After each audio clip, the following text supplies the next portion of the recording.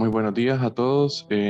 Vamos a iniciar con el tema de hoy acerca de pared torácica, pleura y diafragma. Cómo podemos ver patologías muy importantes en cada uno de estos segmentos y que pueden ser de vital importancia para la vida del paciente, como tanto emergencias o como otros signos radiológicos que podemos identificar y diferenciar de cada uno de ellos.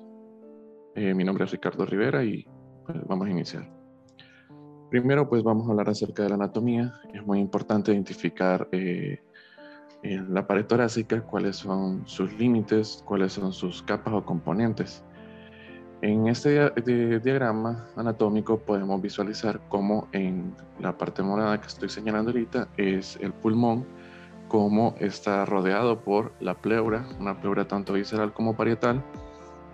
En esta pleura va a haber un espacio virtual el cual está contenido de una pequeña cantidad de líquido, en el cual va a hacer que el movimiento del pulmón sea más fácil o se pueda movilizar sin ningún roce. Y después de este podemos ver cómo están rodeados por músculos intercostales y también cómo está a través de la pared torácica con los segmentos óseos. También es muy importante identificar el recorrido de la parte de los nervios, tanto intercostales como sus arterias y venas, y en el orden que van a la parte inferior de cada segmento costal. También podemos visualizar acá cómo tenemos los músculos intercostales internos, los músculos intercostales medios y los que son externos. En este diagrama también podemos identificar en un corte sagital en cómo esta pared está delimitada a través de los músculos que ayudan a partir de la respiración y el movimiento diafragmático, y cómo la pleura está rodeada y protegida por el mismo. Podemos encontrar patologías que se van a delimitar directamente entre la pleura, como patologías que vienen directamente, tanto neoplásicas, que pueden venir directamente de las partes de las costillas o de las regiones condrales. Y también, ¿verdad? Es muy importante identificarlo en la parte de la mujer que tiene las glándulas mamarias, en el cual también pueden haber patologías que nos pueden hacer simular en estudios que son parte de alguna patología pulmonar o pleural. Entonces, iniciando con esto, vamos a hablar primero acerca de la pleura. La pleura rodea todo el parénquima pulmonar en toda su extensión hasta parte del mediastino. Este va a ser aproximadamente entre 2 a 5 ml, puede variar un poco más de la cantidad de líquido que puede contener. Y vamos a dividir la pleura dependiendo de los segmentos que esté rodeando. Si es la parte apical, vamos a ver que es una pleura de la cúpula diafragmática, perdón, de la cúpula del ápex del pulmón. Si es una pleura que está alrededor, es una pleura costal, una pleura diafragmática y una pleura mediastinal. Ahora vamos a hablar de algunos de los signos radiológicos de la pleura, ¿verdad? En el primero y el más frecuente es el derrame pleural. El derrame pleural, pues podemos verlo en varias proyecciones, tanto en una anteroposterior como en una lateral, pero estas no son tan sensibles para determinarlo porque se ocupa una cantidad de volumen considerable, debido a que al momento de tomar la radiografía, la cúpula diafragmática posterior pues puede contener líquido, el cual no va a ser visible. Entonces, se ha estudiado que es necesario por lo menos alguna cantidad de líquido necesario para poder ver o que se puedan obliterar los ángulos costodiafragmáticos como el costofrénico. Y una proyección que es muy útil, nada más que muchas veces no se puede movilizar tanto el paciente, es la posición de cúbito lateral, el cual ya se puede ver hasta 175 ml de líquido, en el cual no se pueden ver en estas dos proyecciones como descrito. Entonces es muy importante, tal vez con pacientes que están encamados o que no se pueden movilizar, tener en cuenta de que ocupamos un derrame pleural considerable para poder ser visualizado, y cuando es visualizado, pues orientar que es una cantidad más extensa. Hay otros tipos de estudios que nos que son más eficaces en poder valorar si hay líquido, Uno de estos tenemos la tomografía, como podemos visualizar en este corte axial de esta tomografía, en el cual hay una escasa líquido en esta región en comparación a esta. Entonces, pues, se puede delimitar líquido, aunque sea en escasa cantidad, en comparación a una radiografía. Otro de los estudios que también puede determinar es el ultrasonido por medio de la ecografía, y la ecografía pues puede delimitar, nada más que este va a ser dependiente de la persona que pueda valorarlo, ¿verdad? Y entonces en este también podemos, nada más que no nos va a dar medidas o volúmenes que sean tan específicos, ¿verdad? Como la tomografía. También es muy importante pues la configuración típica del derrame, ¿verdad? Cuando vemos a un paciente que tiene signos radiológicos en la proyección frontal, pues podemos buscar el signo del menisco, en el cual vamos a ver como un menisco y la opacidad que va a producir este derrame. Como hemos dicho, va a ser ya cuando son cantidades que rebosan o que obliteran ambos segmentos, ambos ángulos costodiafragmáticos. Y también pues vamos a ver el borramiento del mismo, ¿verdad? Entonces este va a ser uno de los signos para una proyección frontal. También no solo vamos a tener derrames pleurales como tal, ¿verdad? Como lo hemos visto en las imágenes anteriores, sino que también podemos tener derrames pleurales subpulmonares. En estos es muy importante delimitar que vamos a tener un doble pliegue en el cual se va a diferenciar, y esto pues va a ser en el lado izquierdo, en el contorno subdiafragmático, un pseudodiafragma, que se le puede decir, y este está separado normalmente por una burbuja gástrica en el cual la vamos a visualizar más de 2 centímetros del reborde, ¿verdad? Normal de eso. Entonces vamos a decir que esto es un derrame subpulmonar. Ahora también cuando visualizamos un pulmón que está opacificado totalmente y en relación al contralateral, no vamos a ver un borramiento de los ángulos como tal. Entonces, y la clínica del paciente pues nos indica que están sospechando un derrame pleural. Puede ser que dependiendo de la posición del paciente, si un paciente está en decúbito supino, que el derrame se extienda por toda la parte posterior, como podemos visualizarlo en esta tomografía en un corte sagital, como el paciente está acostado y como el derrame está en la parte posterior, y en la radiografía como vamos a ver que no está delimitado, ¿verdad? Que no está borramiento de los ángulos. Entonces, esa es la diferencia, y también tener cuidado cuando vemos un pulmón totalmente opacificado. Otro de los derrames que vamos a poder ver es el derrame loculado, que es la acumulación de líquido pleural establecido en variaciones específicas. Este puede ser en todos los espacios donde está la pleura, y esto va a ser entre la pleura parietal y visceral, y generalmente es en la periferia del pulmón, pero pueden haberse entre capas viscerales de las fisuras interlobares. Entonces vamos a ver la opacificación homogénea del mismo, y vamos a ver los signos radiológicos a continuación, en donde vamos a ver una opacificidad homogénea completamente.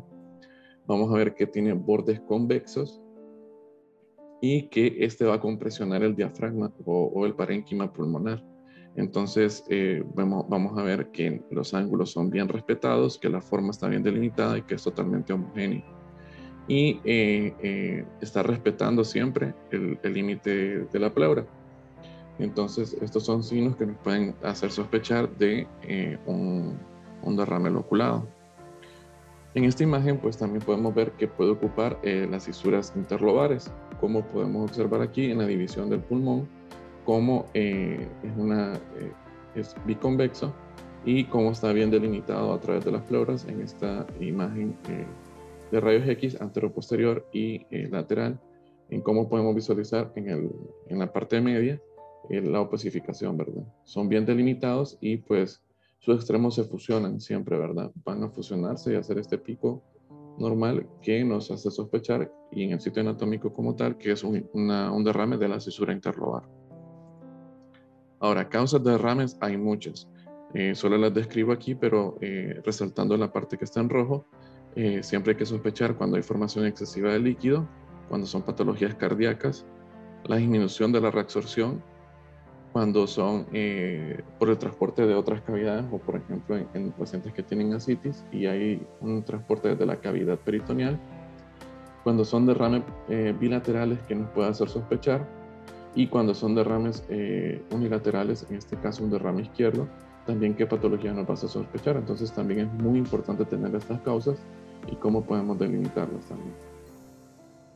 Otra de las patologías frecuentes y que es muy importante valorar es el neumotórax a través de la pleura, en el cual vamos a ver una línea pleural visualizada, bien definida, que aumenta su opacificidad en relación a la parte del borde exterior, y esta es paralela y es convexa totalmente a la cavidad torácica.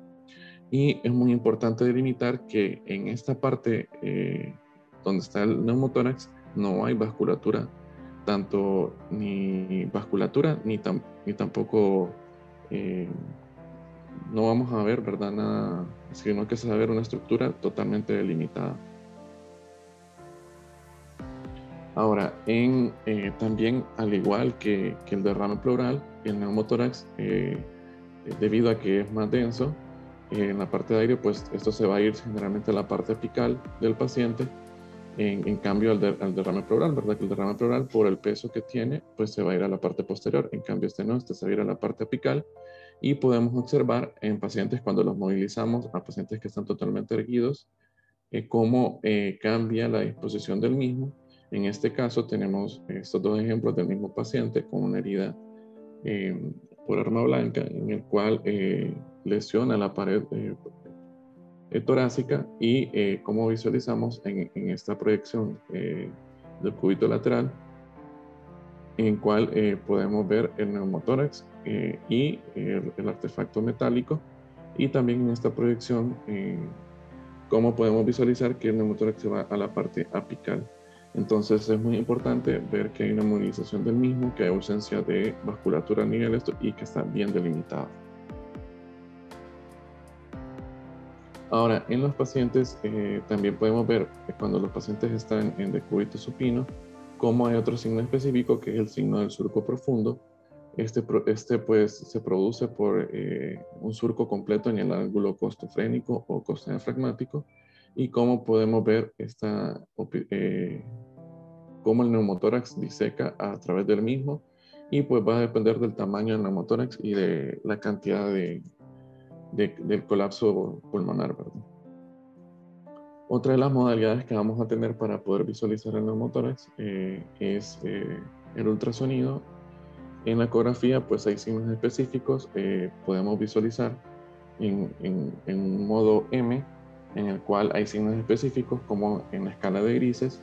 Podemos delimitar un signo de orilla de mar, que es el deslizamiento pulmonar normal, como vamos a ver el movimiento de la pleura en la inspiración y expiración, y cómo este es normal. Pero cuando el paciente pues ya hay un borramiento y hay un código de barra o un signo de estratosfera también que se le puede llamar, pues estamos hablando de un neumotórax. Entonces son dos específicos, nada más que siempre la ecografía es algo dependiente, técnico dependiente de quien lo realice.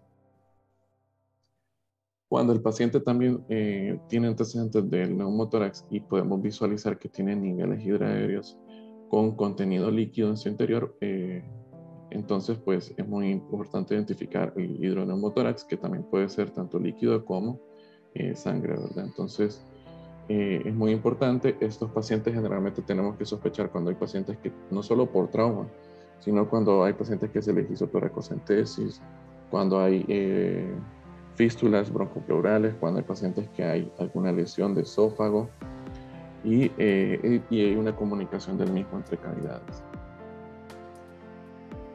Ahora, pues también hay signos radiológicos específicos del engrosamiento pleural. En estos, pues vamos a dividirlos dependiendo si son placas pleurales, tanto que sean calcificadas como no calcificadas. Y también podemos ver los engrosamientos pleurales, ya sea difuso, y vamos a poder determinar si pueden ser de características malignas o no malignas. Bueno, en las placas pleurales vamos a identificar que son zonas bien circunscritas del engrosamiento pleural. Estas pues pueden ser de longitudes variables entre 3 a 10 milímetros y pues una longitud entre 1 a 5 centímetros. Y esto pues generalmente va a ser asociado a exposición de algunos agentes como el amianto o el asbesto, que pues pueden tener calcificaciones o no. Y este puede ser en todo el trayecto normal de la pleura, tanto eh, a nivel basal o en medio de la pleura, ¿verdad? En los segmentos interlobares.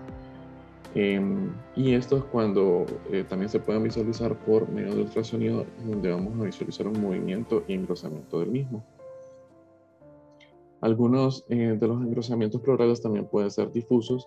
Cuando son difusos, generalmente vamos a sospechar de patologías tanto como tuberculosis o enfermedades infecciosas como pleuritis infecciosas, ¿verdad? Y pueden generalmente ser unilaterales o bilaterales. También enfermedades del tejido conjuntivo que generalmente pueden ser artritis reumatoide o exposiciones a algunos agentes. También el mesoteloma es muy específico de la parte difusa, y la metástasis también puede ser una de las otras patologías que podemos ver en la parte difusa. En este caso, pues vamos a ver un paciente masculino de 79 años, el cual es una exposición a amiantos o a partes de estos, y cómo podemos ver la especificación de estructuras así interlobares como a nivel lateral, ¿verdad? Generalmente, pues lo mejor para poder delimitarlo y exponerlo, pues es una tomografía. En también es otro paciente que pues tiene un engrosamiento pleural difuso. Ya es un paciente ya crónico, también es un paciente de 80 años masculino que también tuvo exposición al mismo, y como vamos a ver que no hay respeto de los ángulos costofrénicos que están obliterados, y que pues en una angulación en el cual está delimitada en esta radiografía anteroposterior, y podemos ver las áreas de opacificidad. Pues es muy importante diferenciarlo del derrame pleural, ya que no tiene una opacificación completa, y el cual no está bien delimitado en comparación al derrame pleural. Cuando sospechamos un engrosamiento pleural difuso maligno, pues generalmente es con fibrosis pulmonar, que pues generalmente rara vez va a afectar la pleura que está en el mediastino, y pues la causa pues generalmente es el mesotieloma, que puede observarse una disminución del volumen pulmonar izquierdo, y esta es generalmente secundaria a una opacidad que rodea el pulmón, ¿verdad? Como vamos a observarlo acá en esta proyección anteroposterior de la radiografía, en el lado izquierdo, podemos ver cómo rodea completamente y cómo se ve el halo, ¿verdad? Opacificada. Ahora, pues vamos también a ver patologías del diafragma, cómo podemos establecer diagnósticos diferenciales. En el primero, pues muy importante diferenciar la parálisis de la debilidad y la eventración diafragmática. La parálisis, vamos a hablar que es la ausencia de la expulsión otorgada pues en expiración tranquila y profunda. Pues no hay un movimiento del diafragma. La debilidad pues va a ser la expulsión otorgada reducida o retrasada o paradójica del mismo en una respiración profunda, y la ventración va a ser el adelgazamiento pues congénito del segmento, ya sea a través de las fibras musculares o del tendón común.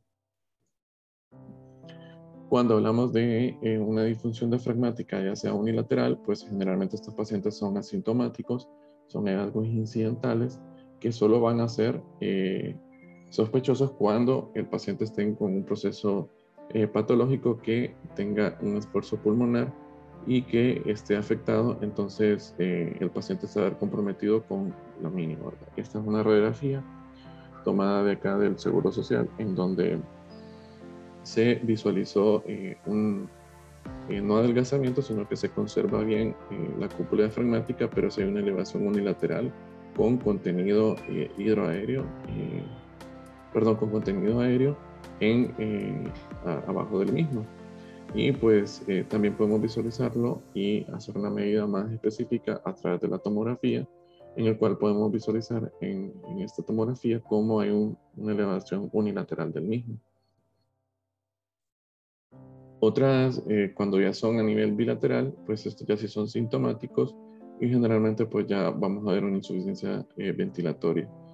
los pacientes pues utilizan sus músculos accesorios para la respiración y poco a poco pues estos músculos van cediendo con el cansancio excesivo que van a hacer y el cual vamos a ver pues la insuficiencia ventilatoria. También pues tenemos la parálisis y la debilidad, que generalmente pues podemos sospecharlas cuando hay un trauma cervical en el cual hay una lesión del nervio frénico o cuando hay lesiones directamente del propio nervio.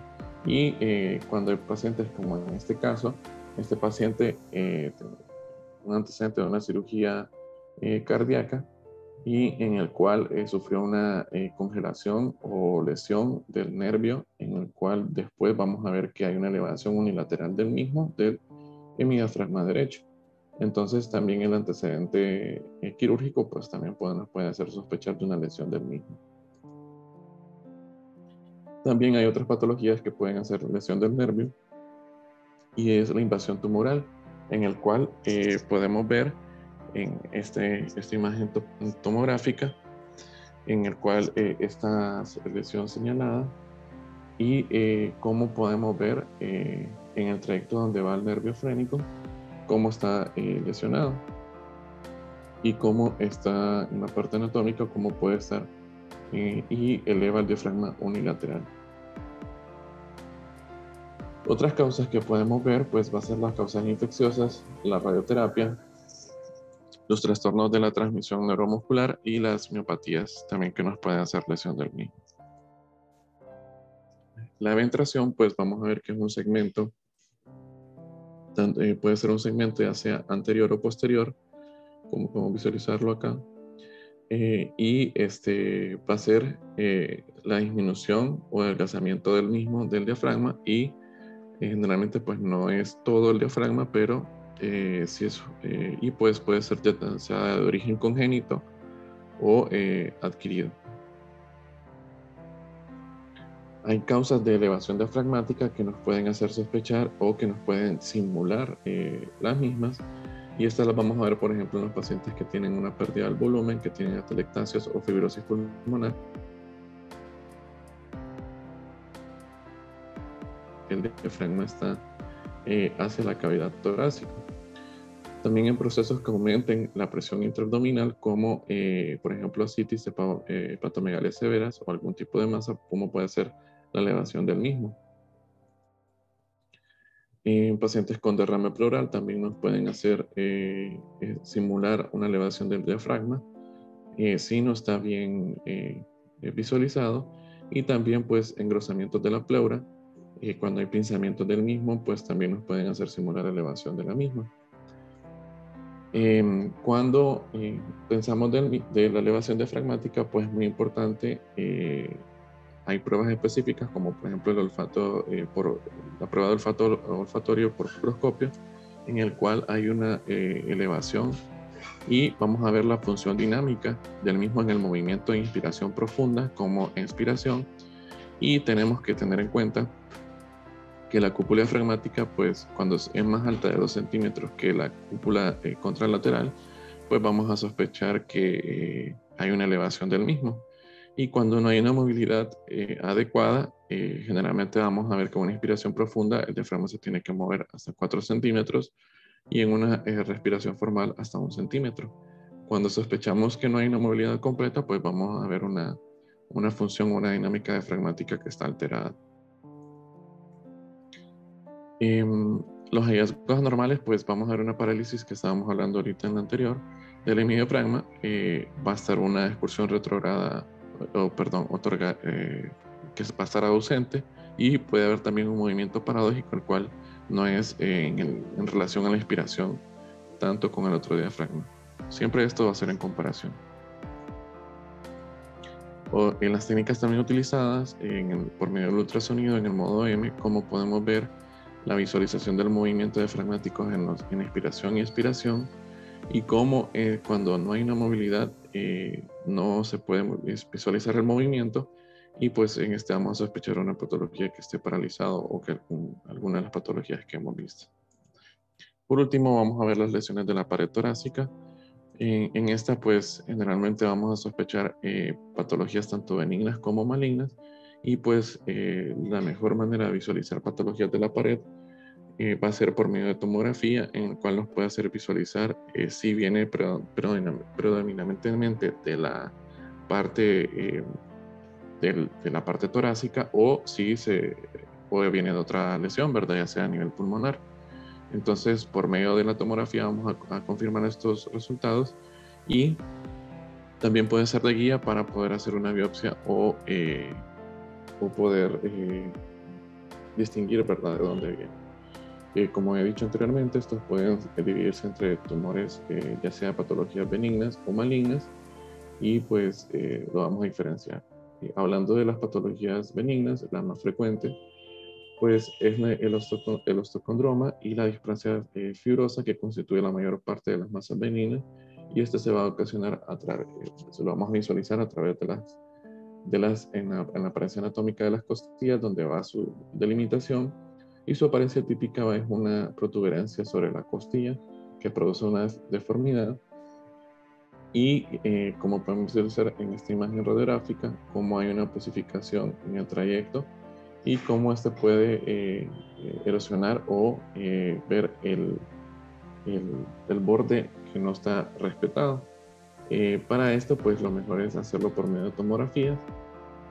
Otra de las patologías benignas va a ser el tumor de las células gigantes, que esta pues es una lesión ósea benigna que se puede convertir en una lesión maligna en un número reducido, y generalmente es un origen incierto, aparece más frecuente en las mujeres, y en la radiografía pues muestra una lesión osteolítica excéntrica que sale de la luz de la costilla, y como podemos visualizar en este corte axial de esta tomografía, cómo hay esta imagen que erosiona y que pierde la continuidad de la costilla, y cómo pues podemos ver el defecto de la lesión del mismo.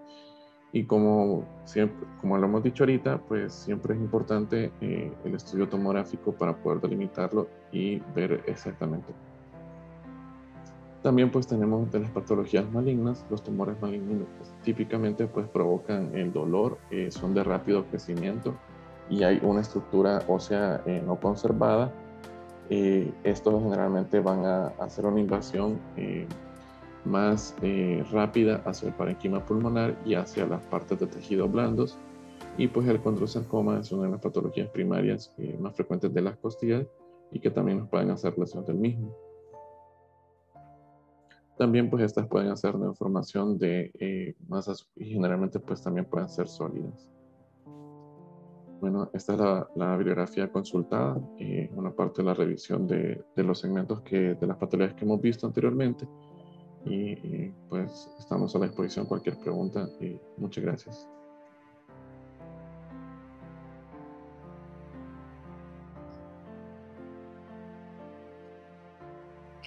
Buenos días, gracias Ricardo por la clase, estuvo bien completa,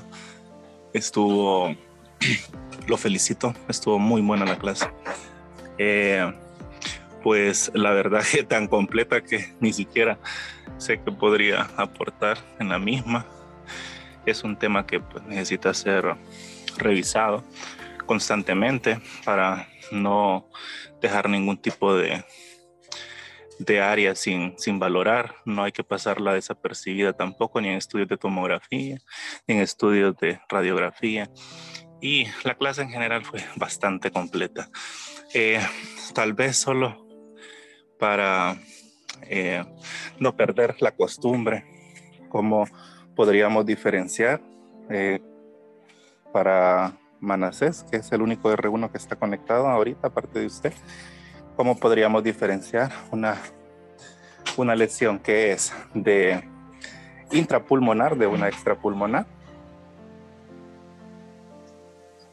Sería por los ángulos que produce la radiografía. Si es extrapulmonar, tendría ángulos obtusos en comparación con el parénquima. Así es, muy bien, excelente. Entonces, y siempre revisar cada costillita porque la pared torácica es debe de ser parte de la valoración siempre de los estudios de tomografía. Y no, pues nada, gracias Ricardo. No sé si hay otro comentario por parte de Orlando o de Henry. No, doctor, solo felicitar a Ricardo porque estuvo muy buena la clase realmente. Y bueno, solamente. Buenos días. Bueno, gracias Ricardo. La clase estuvo muy completa. Siempre es bueno tener un repaso de este tipo de temas.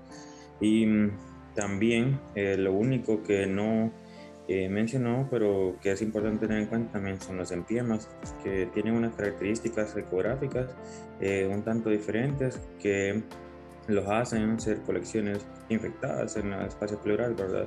Y que por tomografía tienen características bien específicas y que suelen ser complicaciones usualmente de procesos infecciosos a nivel pulmonar y que suelen ir de la mano de neumonías, por ejemplo. Y después de eso, pues no, muchísimas gracias, estuvo muy buena la clase. Muchas gracias, muy amable.